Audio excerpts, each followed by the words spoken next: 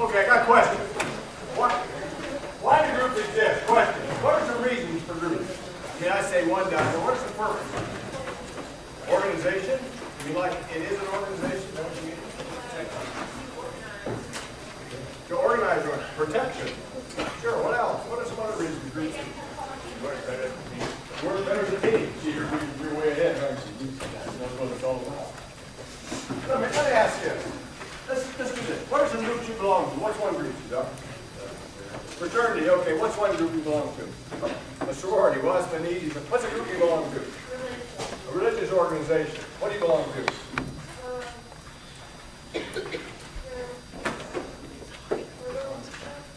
Which club? Okay. What do you belong to? Relay for Life. What do you belong to? Red Cross. What do you belong to? Lambda. Okay. What do you belong to? Habitat. Okay. What do you belong to? Sorry. What's the first group you belong to ever? No, your very first group you ever belonged to. Your family. Okay. You're all in a bunch of groups. You ever stop and think? Listen to me. Your family's a group. Your church is a group. Different clubs are a group. The friends you hang out with are a group. There's a lot of different, I was going to say something. There's a lot of groups you belong to now. Here's one of the things groups do. Groups decide things. One thing that we might decide to split you guys up, I don't know. Groups decide things, right? I mean, it could be something simple like, let's go eat. Where's the fastest place to go eat? That could be one. Or, you know, if you're walking with a group, let's take this way to go to that building. Sometimes they're simple things, right? Sometimes they're kind of big things, right?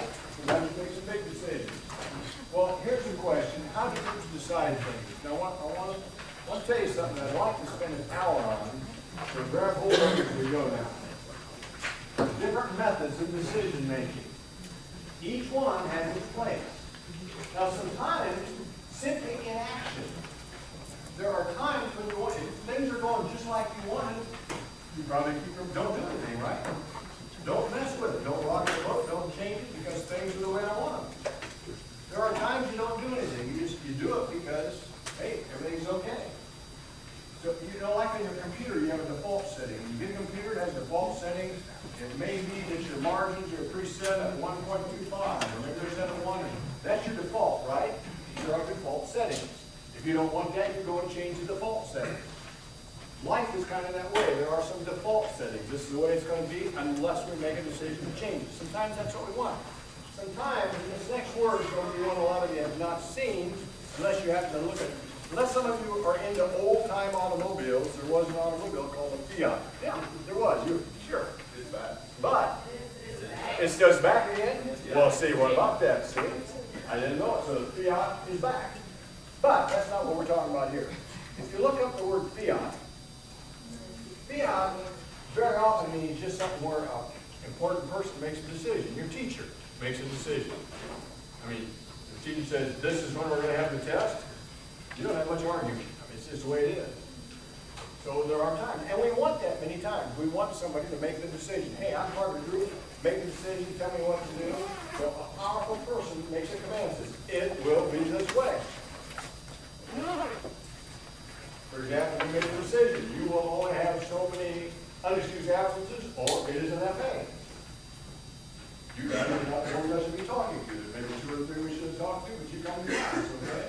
You're probably good with that, sure. Why shouldn't it be that way? Command decision is made.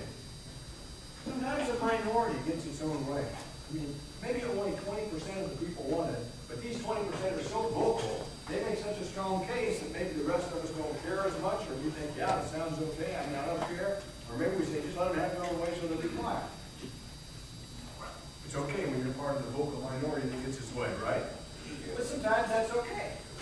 And then sometimes there's a coalition. Now here's a word I wish we could talk about some.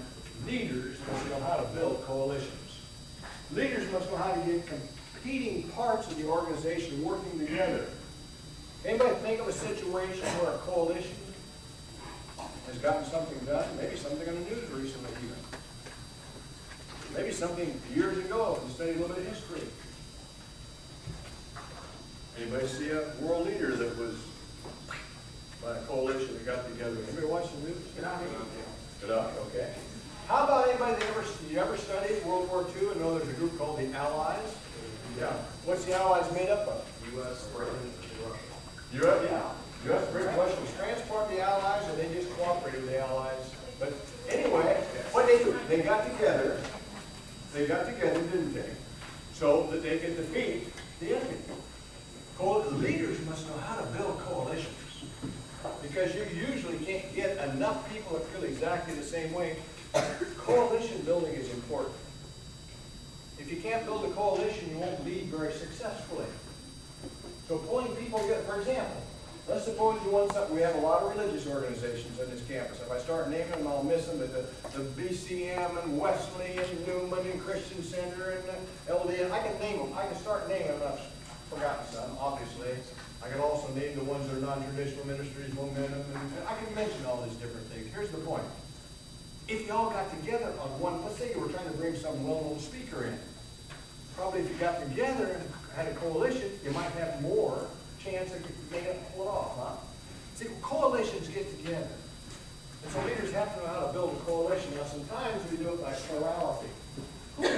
Most of you are from Alabama. Who's from the state of Alabama?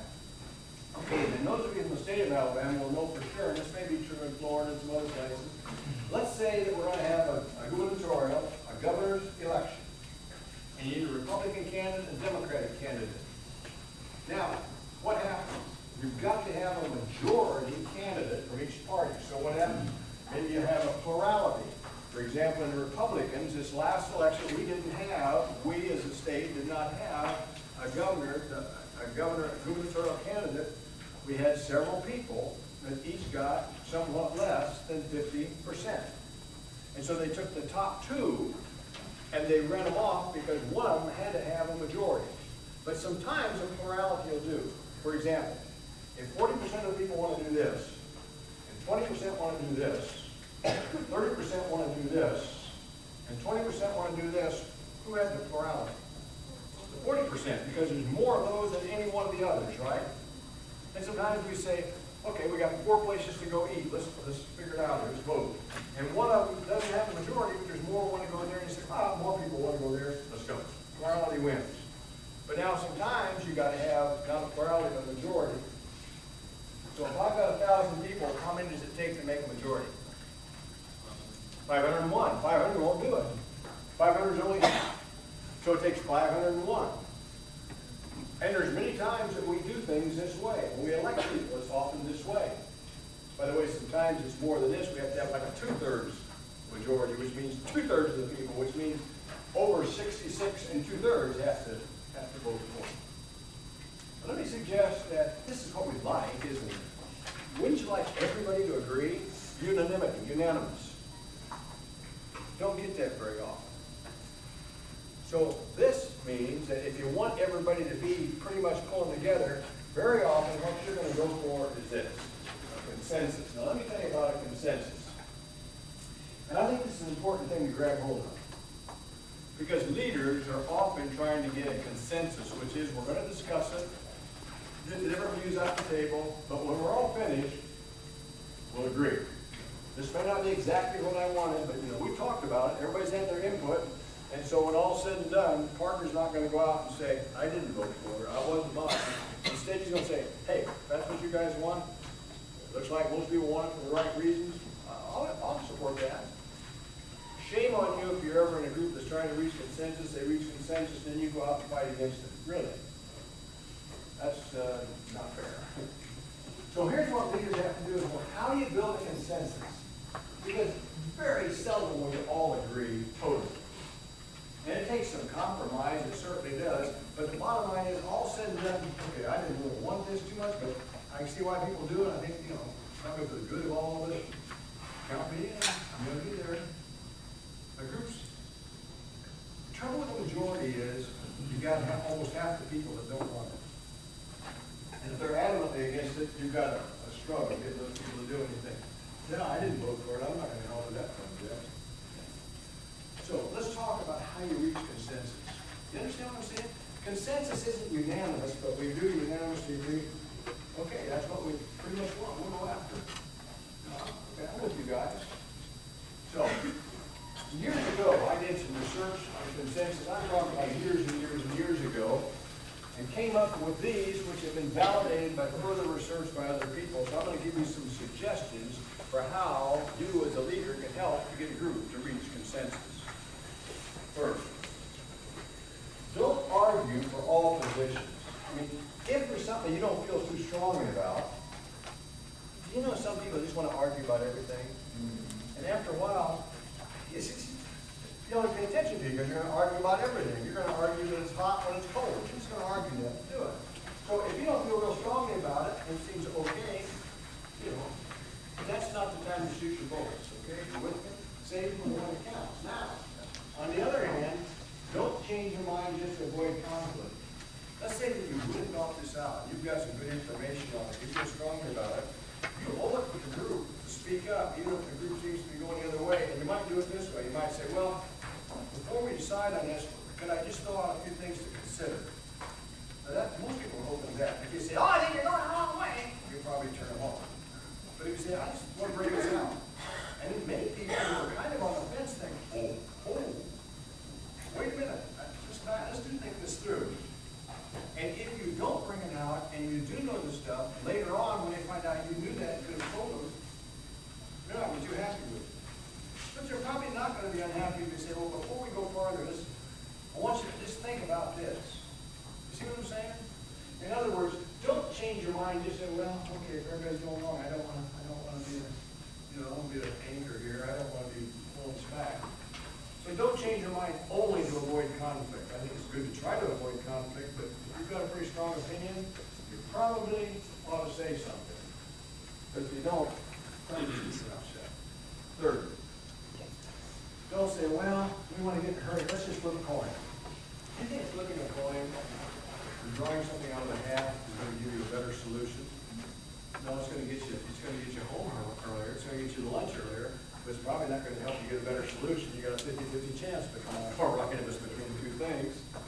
And there's probably better ways than that. Discussion is probably a better way. So avoid those easy conflicts just because you want to get done. It's better to table something than do something stupid. You already got tabled. It's better to put it off to the next meeting. It's better to call again. It's better to reconvene than to do something. So easy conflict reducing techniques don't really help you get to the best answer. 4. If after you've argued for something, it's not a win-lose. It's not like, well, I lost the last 3, so I better win this next one.